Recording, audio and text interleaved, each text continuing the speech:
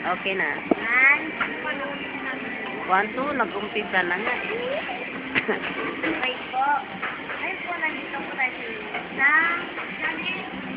sumusunod siguro po sa maliit na mall. Pero po, puno naman po ng mga kailangan nyo.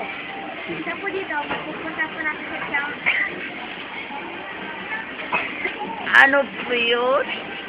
Ngayon po, excuse me lang po. Nandito po tayo sa food court. Nakikita po natin ang Ninja Gohan. Tingnan niyo po. Okay. Yan. Nakikita nyo, marami nilang mga pagkakuto. Sa mga pagkain nila, rice patties o ang tawag nila ay donburi. Una po doon, pork rogando, kanin tamadong, elbow chicho, chicken karaage, chicken poundie, and the side dish, tofu salad, agebushi tofu, and meat soup. Alam mo pa, kaya siguro Ninja Gohan yung pinangalan nila kasi puro tayo food. O isang pa dito, ang pinaka-main course nila.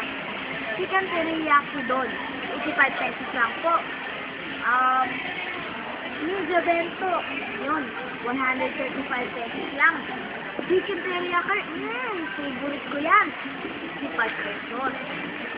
Yun, kapipan, squid, yippee! Pusi! Paborito ka rin yan.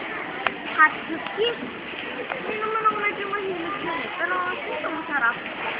55 pesos. Spicy crab meat. Ay, mami!